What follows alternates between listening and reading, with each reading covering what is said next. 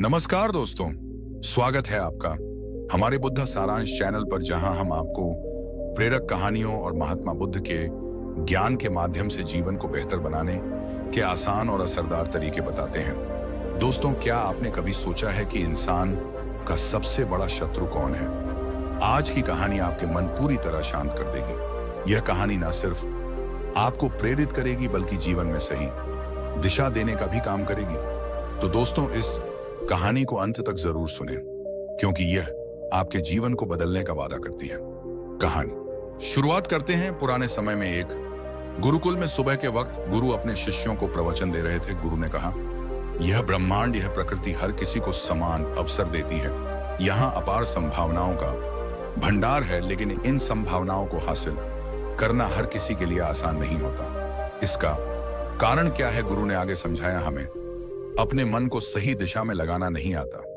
हमारा मन नकारात्मक विचारों में उलझ जाता है, जो हमारे आत्मविश्वास को कमजोर कर देता है। यह वही मन है जो हमें यकीन दिलाता है कि हम किसी सफलता के लायक नहीं। गुरु ने शिष्यों से पूछा, क्या आपके अंदर वह जज्बा है जो मुश्किल हालातों में भी आपको हार मानने से रोक सके? अगर हाँ, तो आज का यह ज्ञान आपके जीवन में सकारात्मक बदलाव जरूर लाएगा। गुरु अपने प्रवचन में कह रहे थे कि अक्सर हम अपने मन की नकारात्मकता के कारण वह कर बैठते हैं जो हमें नहीं करना चाहिए। यही नकारात्मक भावनाएं हमारे अंदर छुपी बुराई को बाहर लाती हैं और हम गलत फैसले लेने लगते हैं। इतने में एक शिष्य खड़ा हुआ और विनम्रता से पूछा, गुरुदेव, कृपया बताइए कि हम अपने अंदर की बुराई और नकारात्मकता का सामना कैसे करें और कैसे जीवन को सकारात्मक विचारों के साथ जिए। गुरु ने मुस्कुराते हुए उत्तर दिया, खुश रहना उतना कठिन नहीं है जितना आप सोचते हैं। बस हर सुबह और शाम अपने विचारों को सही दिशा देना सीखो। गुरु ने समझाया कि हर नया दिन एक नई शुरुआत और नई उम्मीदें लेकर आता है, इसीलिए अपने हर दिन का स्वागत पूरा दिल से करें। गुरु ने कहा, कौन जानता है कल क्या होगा? आने वाला समय किसी ने नहीं देखा, लेकिन आज आपके पास है। इसे बेहतर बनाने का मौका मत गवा। जिंदगी को ऐसे जियो जैसे हर दिन आपका नया जन्म हो। इससे न केवल आपका मन शांत रहेगा, बल्कि आप अपने करीबियों से और भी गहरा प्रेम कर पाएंगे। उन्होंने आगे कहा, अगर आप सफलता चाहते हैं तो बदलाव को अपनाना सीखें। गुरु ने समझाया कि जीवन में बदलाव लाना और उसे स्वीकार करना ही सफलता का पहला कदम है। उन्होंने शिष्यों से कहा, आराम की स्थिति में रहते हुए आप कुछ बड़ा हासिल नहीं कर सकते। समय के साथ बदलना और मुश्किलों का सामना करना आपको मजबूत बनाता है। हर चुनौती आपको एक नया सबक और अनुभव देती है, और यही अनुभव आपको सफलता के करीब ले जाता है। गुरु ने चेतावनी दी, अगर आप बुरे काम करके यह सोचते हैं कि आपके साथ कुछ अच्छा होगा, तो यह आपकी सबसे बड़ी भूल है। अच्छे परिणाम चाहते हो तो अच्छे विचारों और कर्मों को अपनाना होगा। गुरु ने अपने शिष्यों से कहा, हमारी सोच और हमारे कर्म ही हमारी दुनिया को परिभाषित करते हैं। अपने विचारों और कर्मों पर नियंत्रण रखें और आप देखेंगे कि यह ब्रह्मांड भी आप पर अपनी कृपा बरसाए। गुरु ने कहा, हमारी जिंदगी में बहुत कुछ हमारी सोच पर निर्भर करता है। फिर उन्होंने पाइशिम समझाया, एक नकारात्मक सोच वाला व्यक्ति दुनिया में केवल बुराई ही देखता है, जबकि एक सकारात्मक सोच वाला इंसान जीवन की खूबसूरती और उन अनमोल चीजों को महसूस करता है जो हमें ईश्वर की कृपा से मिली है। गुरु ने शिष्यों को सलाह दी, अपने मन को शांत रखना सीखो। दिन भर की भागदौड़ और परेशानियों के बीच खुद को शांत रखने का कोई तरीका अपनाओ। उन्होंने आगे कहा, एक शांत मन आपको अपने अंतरात्मा में झांकने का मौका देता है। जब आप खुद से सवाल करते हैं, मैं कौन हूं? कंपोनेंट प्लेसमेंट, मेरे जीवन का उद्देश्य क्या है? जिरेनिया, क्या मैं एक अच्छा इंसान हूं? स्विंगल, क्या मैं अपने परिवार के प्रति अच्छा पति, पिता या बेटा हूं? तो आप अपने जीवन की गहराइयों को समझने लगते हैं। गुरु ने बताया कि आत्मनिरीक्षण से व्यक्ति अपने आसपास की चीजों और लोगों को बेहतर समझने लगता है। उन्होंने कहा, जब आप खुद को जान लेते हैं तो छोटी छोटी बातों पर परेशान होना या उदास होना छोड़ देते हैं। आपको समझ में आता है कि आपके हर काम का एक असर होता है। जो काम आपको दुखी करता है उसे मत करें, और जो चीज खुशी देती है उसे जरूर करें। गुरु ने अपने विचार साझा करते हुए कहा, जिंदगी एक बार मिलती है तो इसे भरपूर जियो। जो आपका दिल चाहता है उसे पूरा करने का प्रयास करो, लेकिन मनमानी और बुद्धिमानी के बीच फर्क समझो। हर काम करने से पहले अपनी अंतरात्मा की आवाज सुनो। उन्होंने प्रेरित करते हुए कहा, अगर आपका दिल कहता है कि आपको नया व्यापार शुरू करना है, किसी नई जगह पर जाकर कुछ बड़ा करना है या कोई नया अनुभव लेना है, तो उसे करने की पूरी कोशिश करो। यह मत सोचो कि इसका परिणाम क्या होगा। प्रयास करने से आपका सबसे बड़ा डर यही हो सकता है कि सफलता ना मिले, लेकिन कम से कम आपको यह पछतावा नहीं रहेगा कि आपने कोशिश ही नहीं कि। गुरु ने शिष्यों को समझाया, कुछ ना करने से असफल हो जाना कहीं बेहतर है। असफलता भी एक अनुभव है, लेकिन कोशिश ना करना एक ऐसा पछतावा है जो आपको जीवन भर कचोट रहेगा। फिर गुरु ने कहा, आपकी अंतरात्मा हमेशा आपका भला चाहती है। इसकी आवाज को कभी नजरअंदाज मत करो। जब भी आप कुछ गलत करने के सोचते हैं तो आपकी अंतरात्मा सबसे पहले आपको रोकने की कोशिश करती है। यह ऊपर वाले का दिया हुआ सबसे अनमोल उपहार है, जिसे हम बुद्धि या समझदारी कहते हैं। उन्होंने जीवन का एक अनमोल पाठ देते हुए कहा, जिंदगी की खूबसूरती को समझने के लिए अपने अंदर झांक कर देखो। जो कुछ भी तुम्हारे पास है से पहचानो और उसका आभार मानो। दुखी मत हो कि हुई पास तुम्हारे पास क्या नहीं है। खुश रहो कि बाकी तुम्हारे पास कितना कुछ है। गुरु ने अंत मौन में कहा, अपने शब्दों का चयन सोच समझकर करो, क्योंकि शब्दों में तलवार से भी अधिक ताकत होती है। वे ना केवल आपके जीवन को प्रभावित करते हैं, बल्कि आपके आसपास के लोगों को भी गहराई से प्रभावित करते हैं। गुरु कुछ देर तक मौन रहे और उनके शब्द शिष्यों के मन में गूंजते रहे। गुरु ने कहा, बात करने का तरीका बहुत मायने रखता है। कभी ऐसी बात मत कहो जो किसी और को बुरी लगे या उसका दिल दुखाए। साफ और स्पष्ट राय रखना एक अच्छी बात है, लेकिन इसे कहने का तरीका सभ्य और बेतत्व विनम्र होना चाहिए। सच भी प्रेम और सभ्यता के साथ कहा जा सकता है। उन्होंने आगे समझाया, यदि आप क्रोध में हैं तब भी दूसरों को कठोर या अपमानजनक बातें कहने से बचे। ऐसा ना हो कि गुस्से में कहे गए शब्दों पर आपको बाद में पछताना पड़े। हमेशा अपनी आवाज में नरमी और सौम्यता रखें। बात साफ साफ कहे, लेकिन प्रेम और सम्मान के साथ कहे। गुरु ने शिष्यों को प्रेरित करते हुए कहा, एक अच्छा इंसान बनने के लिए आपको केवल यह आदतें अपनानी होंगी। हालांकि इन आदतों को अपने स्वभाव का हिस्सा बनाने में समय लगता है, क्योंकि इसके लिए निरंतर अभ्यास और प्रयास करना पड़ता है। गुरु ने एक सवाल दिया, खुद से पूछो, क्या मैं एक अच्छा इंसान हूं? क्यों मैं खुद को अच्छा मानता हूं? मेरे अंदर ऐसी सी खास बातें हैं। मैं दूसरों के साथ किस तरह से पेश आता हूं? उन्होंने कहा, शुरुआत में ऐसे सवाल करना अजीब लग सकता है, लेकिन यह आपके अंदर झांकने और अपनी कमजोरियों को पहचानने का सबसे अच्छा तरीका है। जैसे जैसे आप इन सवालों के जवाब खोजने लगेंगे, आप अपने स्वभाव को विनम्र और शांत रखने की ओर बढ़ेंगे। गुरु ने कहा, एक अच्छा इंसान बनने के लिए अपनी कमियों को पहचानना और उन्हें दूर करने का प्रयास करना सबसे जरूरी है। फिर उन्होंने प्रेम की महिमा पर प्रकाश डालते हुए कहा, इस दुनिया में प्रेम से बढ़कर कुछ भी नहीं है। प्रेम आपको महान बना सकता है और यह आपकी दुनिया उजाड़ भी सकता है, लेकिन प्रेम से विनाश केवल तब होता है जब आप इसे सही तरीके से नहीं समझते, क्योंकि प्रेम स्वयं एक पवित्र शक्ति है। कहा भी गया है कि प्रेम ही ईश्वर है। गुरु ने सलाह दी, अपने जीवन का नियम बना लो कि तुम्हारे हृदय में सभी के लिए प्रेम हो और करुणा हो। एक ऐसा दिल जिसमें प्रेम हो हमेशा खुश और संतोषी रहता है। जितना प्यार तुम बांटोगे उतना ही वह लौट कर तुम्हारे पास आएगा। उन्होंने कहा, जिसके दिल में सच्चा प्रेम और करुणा है वह कभी किसी के साथ बुरा नहीं कर सकता। उसके मन में दूसरों के लिए कोई नकारात्मकता या द्वेष नहीं पनप सकता। असल में प्रेम में वह ताकत है जो हमें गलत काम करने से रोकती है। गुरु ने अपने शब्दों को इस सीख पर समाप्त किया, गलत काम करके इंसान कभी चैन से नहीं रह सकता। उसके भी हमेशा एक डर और पछतावे का भाव रहेगा।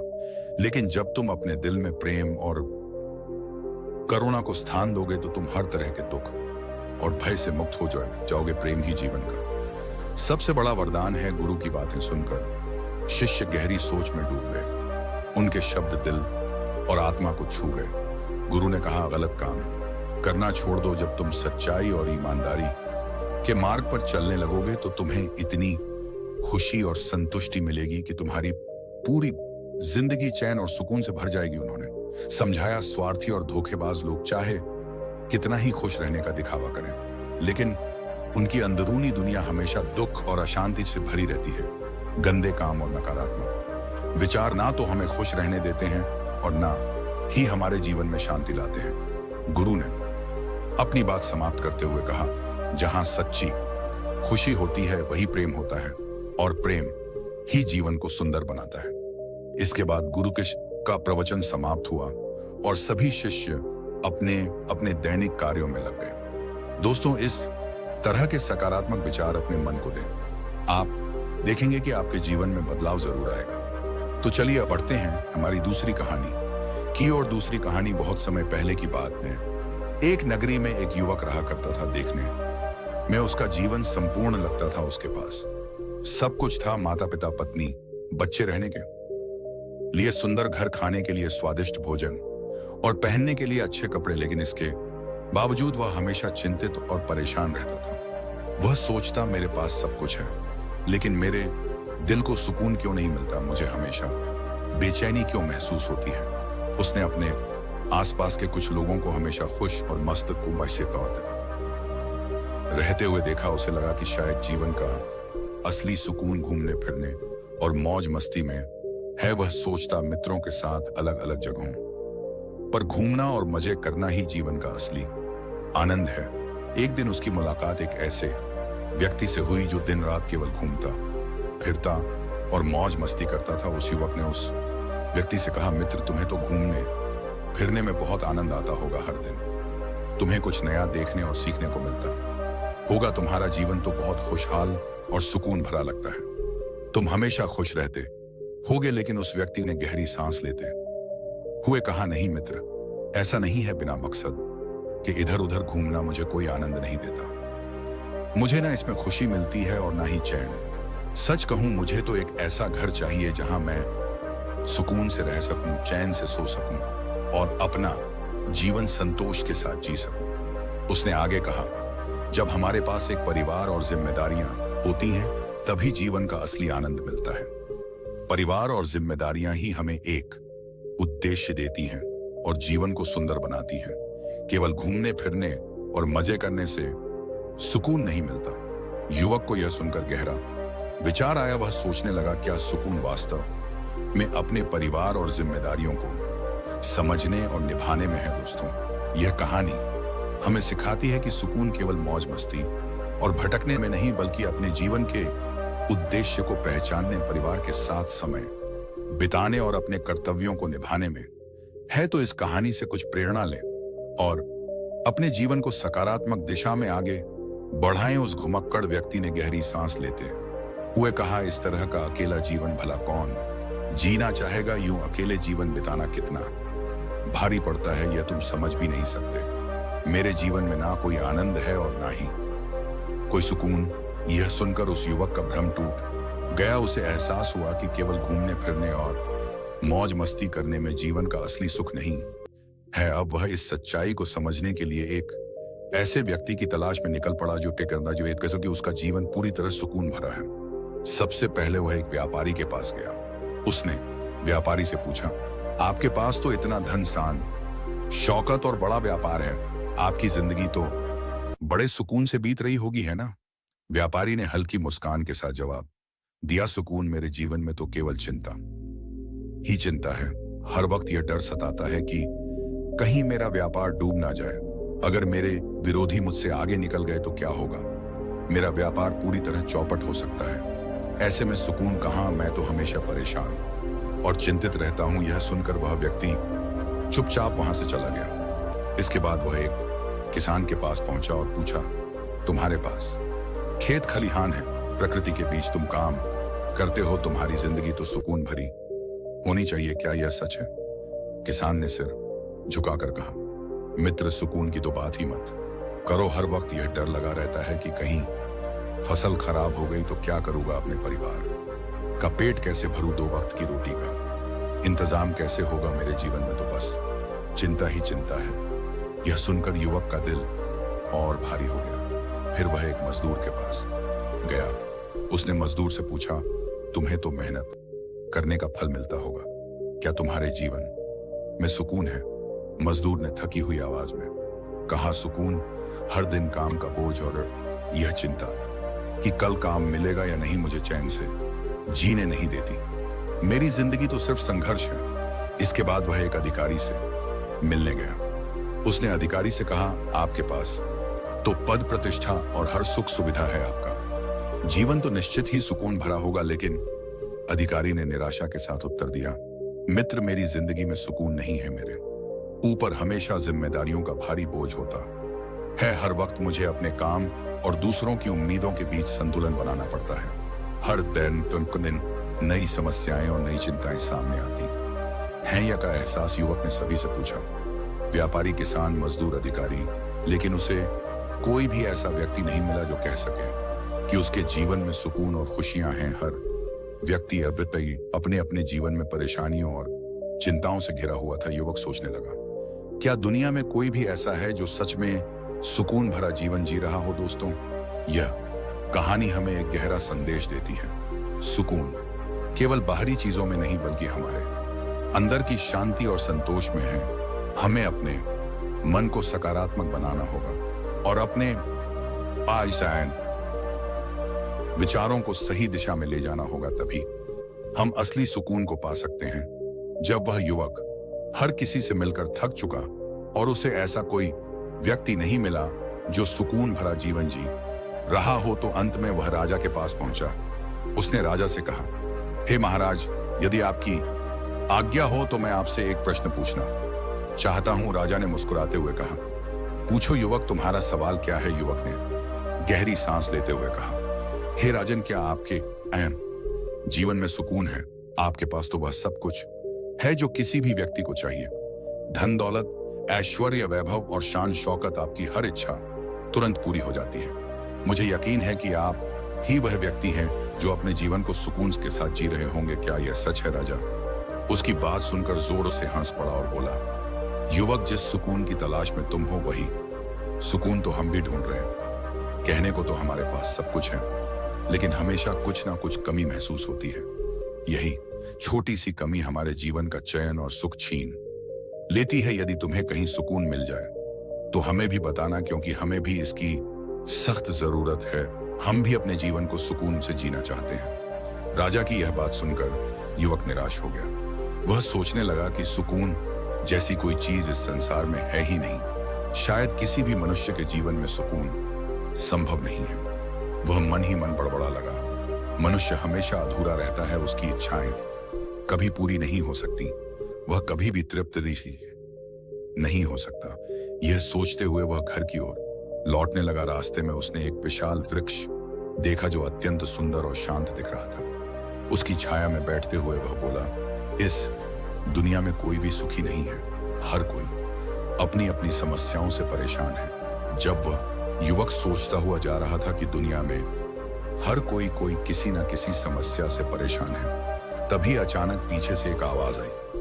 उसने मुड़कर देखा तो एक साधु वहां खड़े थे।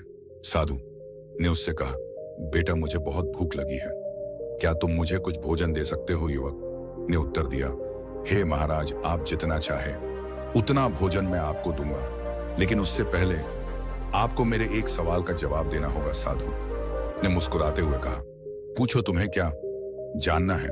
युवक ने सांस लेते हुए कहा, हे महाराज, मैं बस इतना जानना चाहता हूं कि क्या इस संसार में कोई ऐसा व्यक्ति है जिसके जीवन में सुकून हो? मैंने हर जगह खोजबीन की, कई लोगों से मिला, उनके जीवन के बारे में जाना, लेकिन हर किसी ने यही कहा कि वह अपनी समस्याओं और इच्छाओं से परेशान है। यहां तक कि मैं राजा के पास भी गया।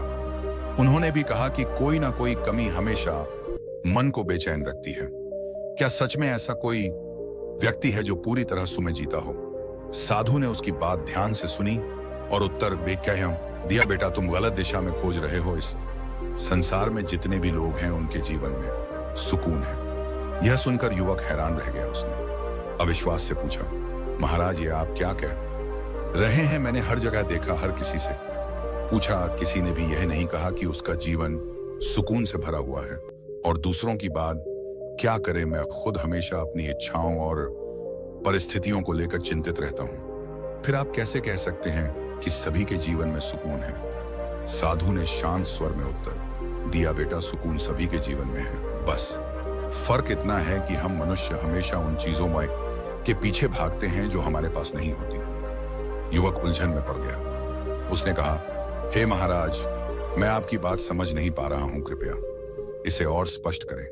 साधु ने मुस्कुराते हुए कहा, बेटा, तुम्हारे पास भी सब कुछ है। तुम्हारे पास एक अच्छा घर है खाने के लिए, स्वादिष्ट भोजन है, अच्छे कपड़े हैं, तुम्हारे माता पिता, पत्नी और बच्चे तुम्हारे साथ हैं, तुम्हारा परिवार भरा पूरा और सुखी है। लेकिन तुम्हारा मन सुकून नहीं पा रहा क्योंकि तुम उन चीजों की ओर देख रहे हो जो तुम्हारे पास नहीं है। साधु की बातें सुनने के बाद युवक ने कहा, लेकिन महाराज, अपनी इच्छाओं की पूर्ति करना तो स्वाभाविक है। जैसे कि अभी मैं यह जानना चाहता हूं कि क्या किसी के जीवन में सुकून है? यही मेरी इच्छा, और इसने मुझे यहां वहां भटकने पर मजबूर कर दिया है। क्या यही मेरी बेचैनी की वजह है? साधु ने मुस्कुराते हुए कहा, बिल्कुल बेटा, यही तुम्हारी इच्छा तुम्हें इधर उधर दौड़ा रही है। तुम्हारा मन बेचैन इसलिए है क्योंकि वह इस इच्छा की पूर्ति के पीछे भाग रहा है। जो सुकून तुम्हारे पास पहले से मौजूद है, वह भी इस बेचैनी में खो गया है। युवक ने उलझन भरे स्वर में कहा, महाराज, मुझे अभी आपकी बात पूरी तरह समझ नहीं आई। आखिर आप कहना क्या चाहते हैं? साधु ने गहरी सांस लेते हुए कहा, बेटा, सोचो, किसी भी व्यक्ति को सुकून कब मिलता है? उसका मन शांत और संतुष्ट कब होता है? युवक ने तुरंत उत्तर दिया, महाराज, जब किसी व्यक्ति की कोई इच्छा पूरी हो जाती है तब उसका मन अति प्रसन्न होता है। जब वह जो चाहता है उसे मिल जाता है तब उसे चैन और सुकून मिलता है। साधु ने सिर हिलाते हुए कहा, तुमने सही कहा, लेकिन यह भी सच है कि इच्छाएं कभी भी स्थायी सुकून नहीं देती। चाहे तुम कितनी भी बड़ी बड़ी इच्छाओं को पूरा कर लो, वे तुम्हें सुकून नहीं दे सकती। उल्टा यह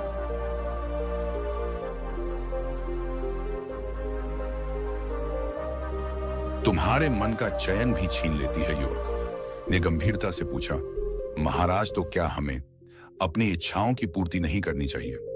क्या हमें सुख की खोज में नहीं जाना चाहिए? साधु ने कहा, बेटा, मैं यह नहीं कह रहा कि तुम्हें इच्छाओं की पूर्ति नहीं करनी चाहिए। इच्छाएं जीवन का हिस्सा हैं, लेकिन जिस सुकून की तलाश में तुम हो वह तुरे बाहर नहीं है। सुकून किसी वस्तु, परिस्थिति या इच्छा की पूर्ति से नहीं मिलता। सुकून भीतर है, तुम्हारे मन में। इसे पाने के लिए तुम्हें अपने मन को समझना होगा। अपनी इच्छाओं के पीछे भागने के बजाय यह देखना होगा कि तुम्हारे पास पहले से कितना कुछ है। सुकून कहीं से लाया नहीं जाता, ये तो पहले से ही हर किसी के पास होता है। साधु ने युवक से कहा, बेटा, सुकून हर किसी के पास है। इसे पाने के लिए बस एकांत चाहिए। जब तुम शांत होकर इसे समझते हो तो आनंद की वर्षा होती है। जिस व्यक्ति के पास एकांत है उसके पास आनंद भी है, और जिस व्यक्ति के पास आनंद है वह दुनिया का सबसे मजबूत और सबसे शक्तिशाली व्यक्ति है। फिर उन्होंने आगे कहा, ऐसा व्यक्ति किसी भी परिस्थिति में डगमगा आता नहीं है, चाहे सुख हो या दुख। यहां तक कि अपने अंतिम समय में भी वह आनंद से भरा रहता है। युवक ने चकित होकर कहा, महाराज, आपकी बातें गुण हैं, मुझे इनमें कुछ भी पूरी तरह समझ नहीं आया।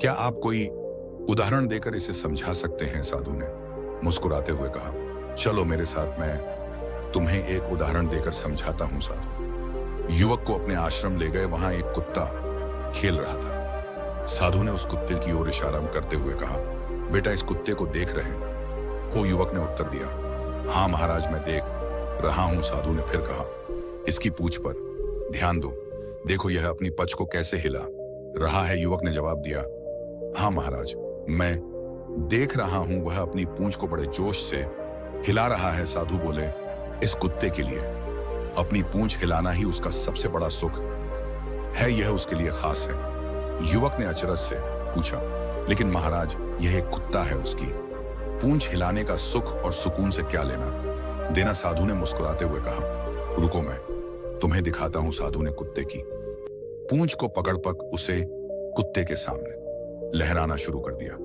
कुत्ते ने जैसे ही अपनी पूंछ देखी, वह उसे पकड़ने के लिए गोल गोल भागने लगा, लेकिन अपनी पूंछ पकड़ नहीं पाया। दौड़ते दौड़ते वह गिर पड़ा। फिर भी उसने हार नहीं मानी और दोबारा अपनी पूंछ पकड़ने की कोशिश करने लगा। काफी देर तक ऐसा चलता रहा। आखिरकार थक कर और परेशान होकर कुत्ता चुपचाप बैठ गया। यह दृश्य युवक और साधु चुपचाप देखते रहे। साधु ने युवक से कहा, बेटा देखा तुमने, यह कुत्ता अपनी ही पूंछ को पकड़ने के लिए भाग रहा था, लेकिन वह इसे पकड़ नहीं पाया। युवक ने सिर हिलाते हुए कहा, हाँ महाराज, लेकिन इसका क्या अर्थ है? साधु ने गहरी आवाज में कहा, हमारे पास भी सुकून ऐसा ही रहता है जैसे इस कुत्ते की पूंछ। जिस तरह यह कुत्ता अपनी पूंछ को पकड़ने के लिए गोल गल भागता रहा, उसी तरह हम भी अपने जीवन में सुख, चैन और सुकून पाने के लिए भागते रहते हैं, लेकिन यह पहले से ही हमारे पास है। हम अपने अंदर के सुख को देखने के बजाय बाहर उसे ढूंढते रहते हैं। यही हमारी सबसे बड़ी भूल है। युवक ने साधु से कहा, हे महाराज, मुझे अब आपकी बात समझ में आ रही है, लेकिन अभी भी पूरी तरह से नहीं समझ पा रहा हूं। अगर आप मुझे मेरा सुकून दिखाएंगे नहीं तो मुझे कैसे पता चलेगा कि मैं किस चीज के पीछे भाग रहा हूं और मुझे किस सुकून की तलाश है? साधु युवक को एक तालाब के किनारे ले गए, जहां एकांत था। चारों ओर हरियाली फैली हुई थी और पेड़ पौधे लद हुए थे। साधु एक पेड़ की छांव में बैठ गए और अपनी आंखें बंद कर ली। युवक को लगने लगा कि शायद अब वही साधु उसे उसका सुकून दिखाएंगे। वह यह सोचने लगा कि अब कोई चमत्कार होगा और वह समझ पाएगा कि उसे किस सुकून की तलाश है। साधु ध्यान में लीन हो गए और युवक चुपचाप उनके चमत्कारी कार्य का इंतजार करने लगा, लेकिन समय बीतते बीतते कुछ नहीं हुआ। अब युवक का मन विचलित होने लगा। उसने सोचा, मैं कब से यहां खड़ा हूं और यह साधु आंखें बंद करके बैठे हुए हैं, जबकि मुझे कोई जवाब नहीं मिल रहा। युवक ने साधु से कहा, हे महाराज, आप क्या कर रहे हैं? आप आंखें बंद करके क्यों बैठे हैं? आपने मुझे यहां क्यों लाया है? मुझे तो लगा था कि आप मुझे मेरा सुकून दिखाने आए हैं, लेकिन आप तो बस पेड़ की छांव में बैठे हैं और आनंद ले रहे हैं। लेकिन साधु ने कुछ नहीं कहा। उनका ध्यान किसी और दिशा में था। युवक का गुस्सा बढ़ने लगा और वह इधर उधर हलने लगा, सोचते हुए कि साधु आखिरकार उसे जवाब देंगे। लेकिन समय बीतता जा रहा था और साधु ने आंखें नहीं खोली। दोस्तों, आगे की कहानी दूसरी आवाज में सुनते हैं। काफी देर बाद युवक को प्यास लगी। उसने तालाब से पानी पिया और एक पेड़ की छांव में बैठ गया। फिर जब साधु ने अपनी आंखें नहीं खोली तो युवक को और भी असहजता महसूस होने लगी। वह चुपचाप लेट गया और आकाश की ओर देखने लगा। अब उसे यह उम्मीद भी नहीं थी कि साधु उसकी किसी भी बात का जवाब देंगे। वह बस लेटा रहा। कुछ समय बाद अचानक उसे पक्षियों की आवाजें, जानवरों की आवाज, पानी के बहने की आवाज और हवाओं की सरसराहट सुनाई दी। इन आवाजों को सुनकर उसे बहुत सुकून और आनंद महसूस होने लगा। उसका मन पूरी तरह से शांत हो गया और उसे गहरी नींद आ गई। जब उसने आंखें खोली तो देखा कि साधु पास ही खड़े हैं। युवक तुरंत उठते हुए बोला, हे महाराज, आपने तो मुझे मेरा सुकून नहीं दिखाया। मैं इतना समय परेशान हो रहा था और आप आंखें खोलने का नाम ही नहीं ले रहे थे। साधु ने मुस्कुराते हुए कहा, बेटा तुम परेशान हो रहे हो, लेकिन क्या तुम्हें पहले आनंद की अनुभूति नहीं हुई? क्या तुमने चैन और सुकून नहीं महसूस किया? युवक ने कहा, हाँ महाराज, जब मैं लेटा हुआ था तब मुझे बहुत शांति और चैन मिल रहा था। मेरा मन पूरी तरह से शांत था और मुझे आनंद की अनुभूति हो कोशिश हो रही थी। साधु ने मुस्कुराते हुए कहा, बेटा तो सुकून है, लेकिन जिस सुकून को तुमने महसूस किया वह केवल बाहर की दुनिया से संबंधित था। असल सुकून तो तुम्हारे भीतर है। साधु की बातों को समझते हुए युवक ने कहा, हे महाराज, आप बिल्कुल सही कहते हैं। मैंने अब अपने सुकून को पहचान लिया है। अब मुझे समझ में आ गया है कि सुकून, आनंद, चयन और सुख क्या होते हैं। लेकिन अब भी मेरे मन में एक सवाल बाकी है। साधु मुस्कुराते हुए बोले, पूछो, अब क्या रह गया है? युवक ने साधु से पूछा, हे महाराज, आपने मुझे आनंद की अनुभूति करवाई, लेकिन अब मैं यह जानना चाहता हूं कि क्या इसके लिए मुझे अपना घर, परिवार और बाकी सब कुछ छोड़ देना होगा? क्या मैं सिर्फ एकांत में बैठकर या तालाब के किनारे इस तरह से जीवन बिता सकता हूं? अगर ऐसा है तो मेरा जीवन नहीं चलेगा, और अगर यही तरीका है तो शायद मैं फिर से कभी भी उस आनंद की अनुभूति नहीं कर पाऊंगा। साधु हंसी के साथ बोले, बेटा, जिस आनंद की अनुभूति तुमने की थी वह केवल कुछ क्षणों का था और वह बाहर की परिस्थितियों पर निर्भर था। लेकिन तुम जो एकांत और शांति महसूस कर रहे थे वह भीतर की ओर जाने का रास्ता था। यदि तुम इस एकांत को अपने भीतर उतार सको तो तुम हमेशा ही अपने सुकून को महसूस कर सकते हो, उस आनंद की अनुभूति को भीतर में महसूस कर सकते हो। युवक ने फिर पूछा, लेकिन गुरुजी, मैं भीतर की ओर कैसे उतर सकता हूं? मैं उस आनंद को अपने भीतर कैसे महसूस कर सकता हूं? साधु मुस्कुराए और युवक से बोले, बेटा, तुम्हें समझना होगा कि बाहरी दुनिया से जितनी भी खुशियां मिलती हैं वे अस्थायी होती हैं, लेकिन जब तुम भीतर उससे शांत हो जाते हो तब तुम हमेशा सुकून में रह सकते हो। चाहे तुम किसी भी जगह रहो, चाहे भीड़ में हो या संसार के सारे काम कर रहे हो, तुम अंदर से सुकून से भरपूर रह सकते हो। और जब तुम अपने काम में आनंद और शांति महसूस करते हो तो वह काम हमेशा सफल होता है। साधु ने युवक को ध्यान की महिमा बताते हुए कहा, बेटा, इसका केवल एक ही मार्ग है और वह है ध्यान। ध्यान करके तुम अपने भीतर की ओर उतर सकते हो, अपने आप को पहचान सकते हो और अपने आनंद की अनुभूति भी कर सकते हो। मन के एकांत पर ध्यान दो, भीड़ का हिस्सा मत बनो। अपने शरीर की ऊर्जा को व्यर्थ ना जाया करो, बल्कि इसे शांत रहकर एकांत में अपने भीतर उतरने में लगाओ। जब तुम एकांत में रहोगे तब तुम्हें तुम्हारी हर समस्या का समाधान मिल जाएगा और तुम्हारा काम सफल होगा, क्योंकि तुम हर काम को अपनी पूरी लगन और मेहनत से कर पाओगे। साधु आगे बोले, अगर तुम किसी लक्ष्य को पाना चाहते हो तो यही ध्यान तुम्हें तुम्हारे लक्ष्य तक पहुंचाने में मदद करेगा। तुम जीवन की उन हर सफलताओं को हासिल कर सकोगे जो तुम चाहते हो। इतना कहकर वह साधु शांत हो गए। युवक ने उन साधु को प्रणाम किया और कहा, हे महाराज, मुझे आपकी सारी बातें अच्छी तरह से समझ में आ गई हैं। फिर वह युवक अपने घर की ओर लौट आया। अब हम शुरू करते हैं एक और दिलचस्प कहानी जो बहुत पहले की है।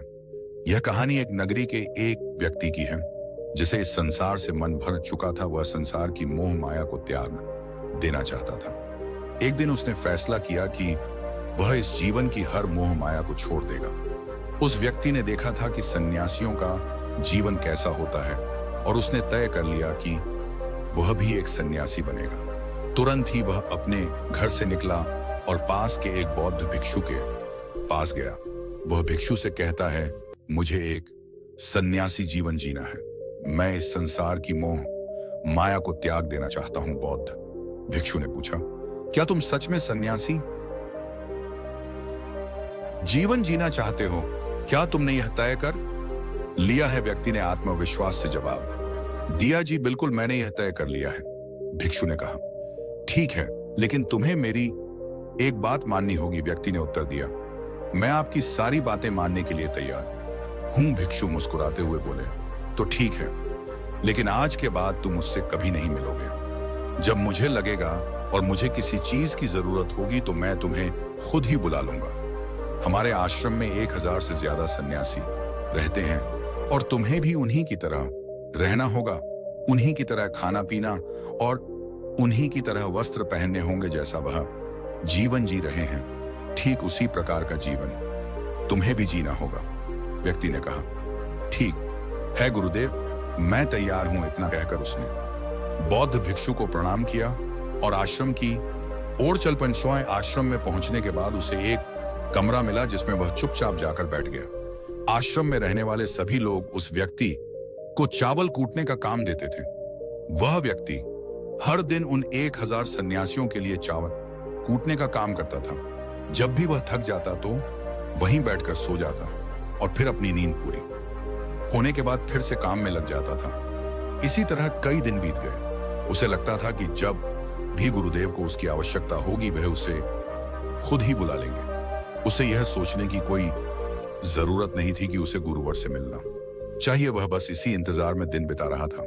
वह दिन रात चावल कूटने में व्यस्त रहता, क्योंकि गुरुदेव ने उसे यही काम करने को अब तक कहा था। धीरे धीरे 1 साल बीत गया।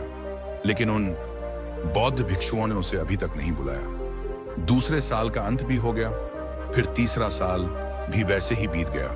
कुल मिलाकर 12 साल बीत गए और वह व्यक्ति लगातार चावल कूटते हुए वहीं रह रहा था। इस दौरान उसके में अब कोई विचार नहीं रहते थे, ना कोई समस्या, ना कोई अड़चन। वह बस अपने गुरु के आदेश अनुसार काम करता जा रहा था।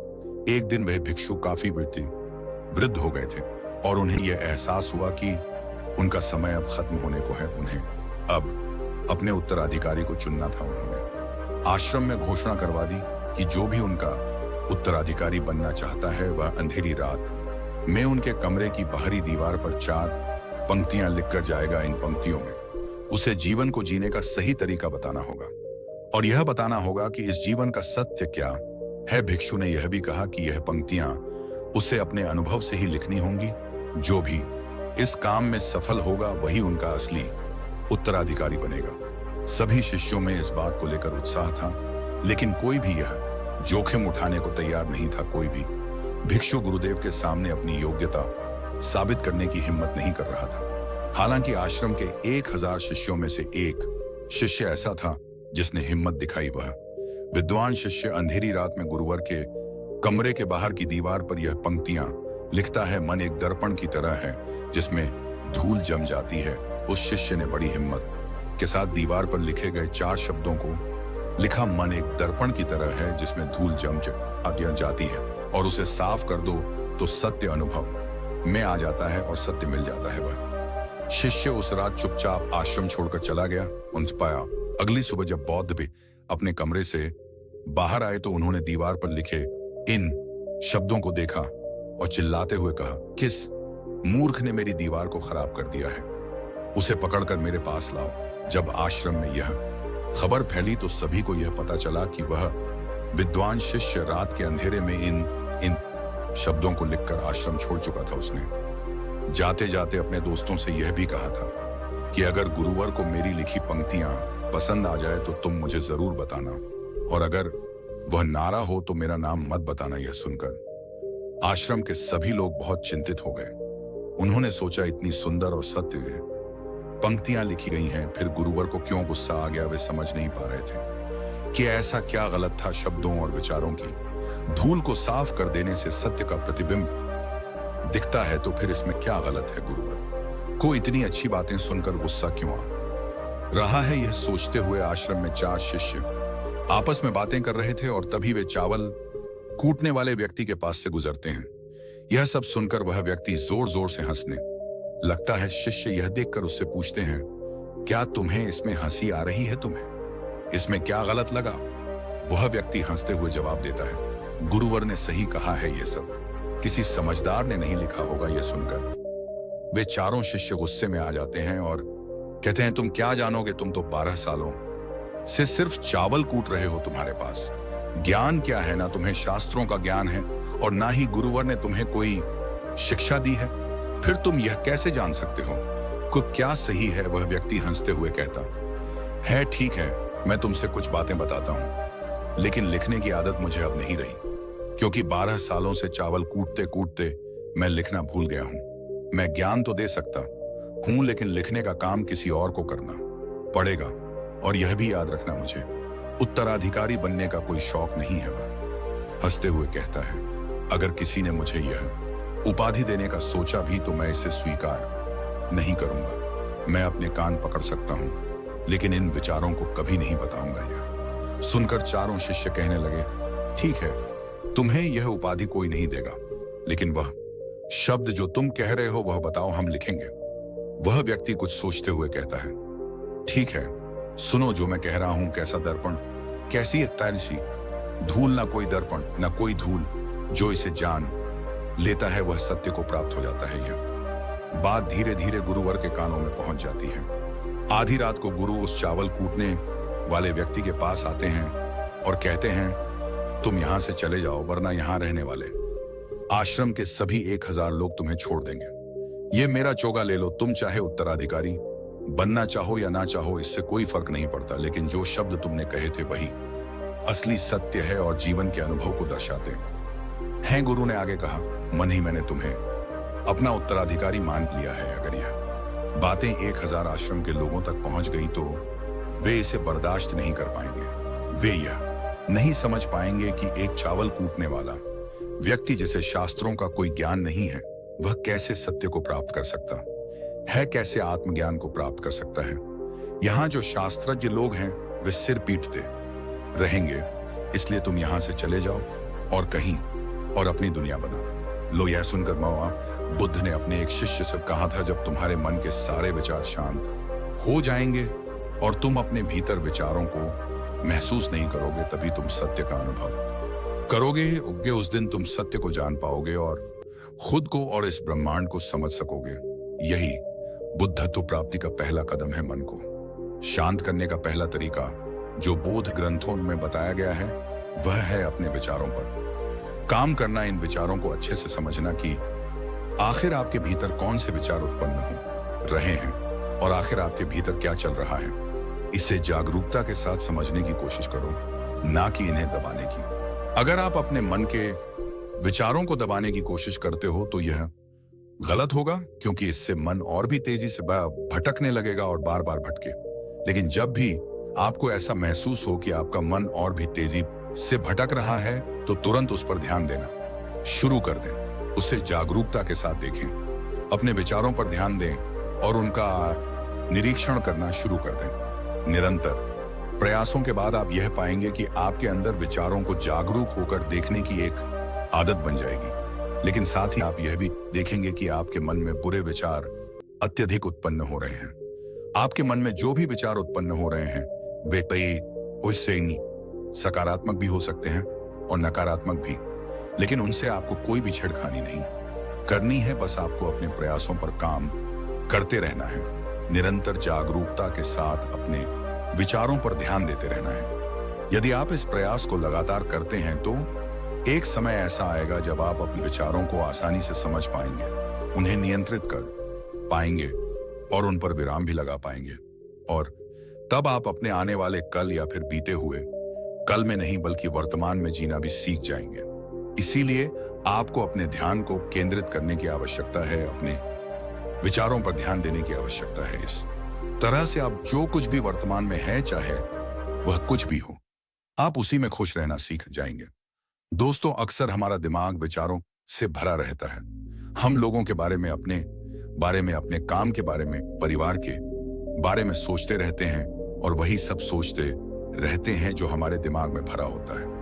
वह कभी भी साफ नहीं होता और इसीलिए वह सब बार बार आता है और हम दुखी और चिंतित रहते हैं। लेकिन इस कहानी से आप अपने मन को अच्छी तरह से साफ कर पाएंगे। आप अपने मन की धुलाई खुद कर सकते हैं। एक बार एक गुरु और शिष्य एक सुनसान जंगल से गुजर रहे थे। तभी शिष्य अपने गुरु से एक सवाल करता है, गुरु जी, ऐसा क्या होता है कि कुछ लोगों के पास कुछ भी नहीं होता लेकिन फिर भी वे सुखी रहते हैं, आनंद में रहते हैं, और कुछ लोग ऐसे होते हैं जिनके पास सब कुछ होता है फिर भी उदासी उनके चेहरे पर साफ दिखाई देती है। गुरु ने एक मुरझाए हुए फूल की तरफ इशारा करते हुए कहा, यह सोचने और समझने की बात है। अगर यह फूल यह सोचे कि मैं कल मुरझा गया था या फिर यह सोचे कि मैं भविष्य में फिर से मुरझा जाऊं, तो यह कभी भी खुलकर पूरी तरह से नहीं खिल पाएगा।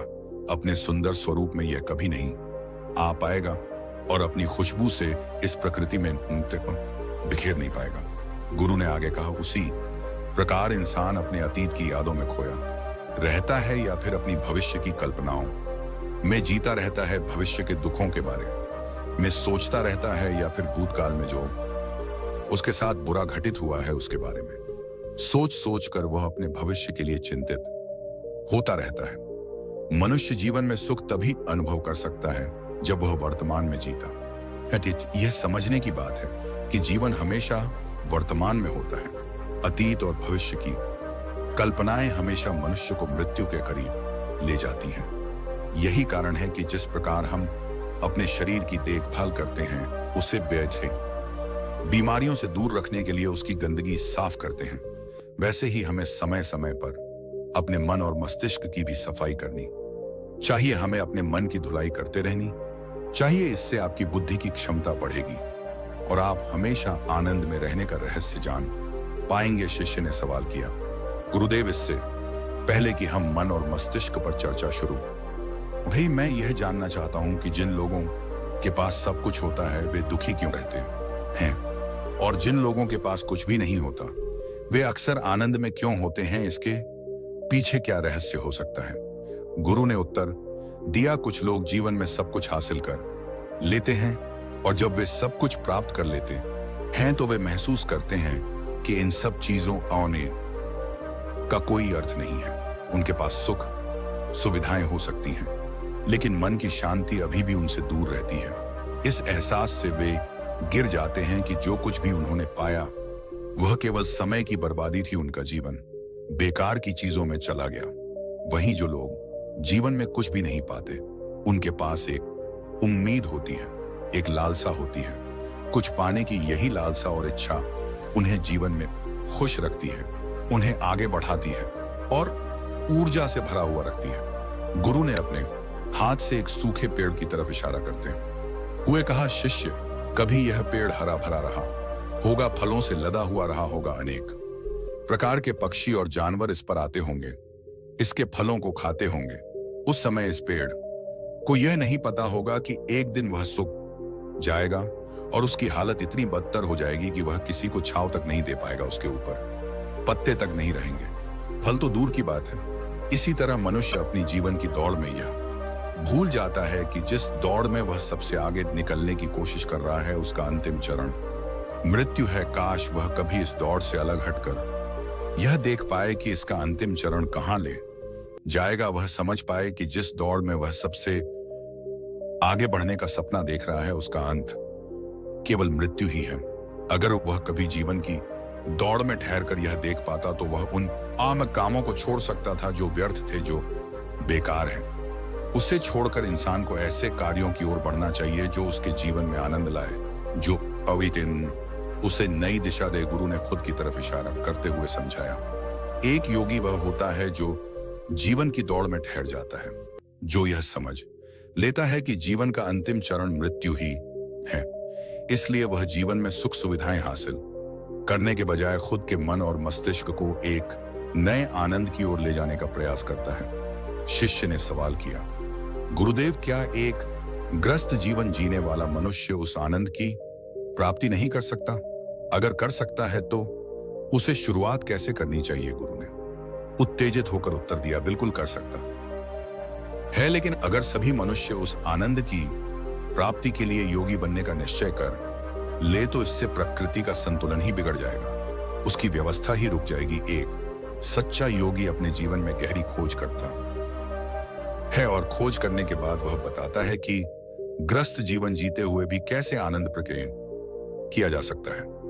गुरु ने खुद को संबोधित करते हुए कहा, मैंने अपने जीवन में जो खोज की है उसके अनुसार मनुष्य को समय समय पर अपने मन और मस्तिष्क की सफाई करते रहनी चाहिए। लोग अपने शरीर का ध्यान रखते हैं लेकिन अपने मन और मस्तिष्क की सफाई की कभी नहीं सोचते। इस कारण उनका मन और मस्तिष्क बूढ़े होते जाते हैं, उनमें जवानी और ताजगी नहीं रहती और यही कारण है कि इंसान उदासी वन से घिर जाता है। मन और मस्तिष्क की गंदगी क्या होती है यह मैं तुम्हें बताता हूं। हर मनुष्य के जीवन में कुछ ऐसी घटनाएं घटती हैं जिनका गहरा असर उसके मनो मस्तिष्क पर पड़ता है। वह घटनाएं जीवन भर उसके मन में बैठी रहती हैं और वह उन्हें भूल नहीं पाता। यही घटनाएं उसके मन में गांठ पैदा कर देती हैं और भविष्य में जब भी वह कुछ करता है यह घटनाएं उसे प्रभावित करती हैं। वे उसके विचारों और निर्णयों को पूरी तरह बदल देती हैं। ऐसे व्यक्ति की दृष्टि भी भ्रमित हो जाती है, वह सत्य स्वरूप को नहीं देख पाता। वह चीजों को उन घटनाओं से जोड़कर भ्रमित तरीके से देखता है। उदाहरण के तौर पर, अगर किसी बुरी नजर वाले व्यक्ति ने आपको धोखा दिया तो आप जीवन भर उसे धोखेबाज ही समझते रहेंगे और उस पर कभी पूर्ण विश्वास नहीं कर पाएंगे। लेकिन असल में यह समझने की बात है कि जो धोखा आपको उस व्यक्ति से मिला वह बुरी नजर से नहीं बल्कि उसके स्वभाव से था। हालांकि उस व्यक्ति के स्वभाव से आपके दिमाग में उसकी एक छवि बन गई और यह छवि तब आपके विचारों को प्रभावित करती है जब आप किसी दूसरे व्यक्ति से संपर्क करते हैं। यह छवि आपके बीच एक दीवार की तरह खड़ी हो जाती है और यही कारण है कि दो व्यक्तियों के बीच संबंध नहीं बन पाते। जो मनुष्य के लिए सबसे अधिक जरूरी है वह यह है कि वह अपने आप को अतीत की घटनाओं से मुक्त रखे। हमें उन घटनाओं से प्रभावित होकर अपने दिमाग में कोई छवि नहीं बनानी चाहिए। कुछ लोग इस बात पर सवाल उठा सकते हैं कि फिर वन के अनुभव किस काम के होंगे, लेकिन असल में हम जीवन के अनुभवों से भी भ्रमित तरीके से ज्ञान प्राप्त करते हैं और सही तरीके से उनसे सीख नहीं पाते। ठीक वैसे ही जैसे बुरी नजर वाले व्यक्ति की आंखें धोखा देने के लिए जिम्मेदार नहीं थी, बल्कि उसका स्वभाव जिम्मेदार था।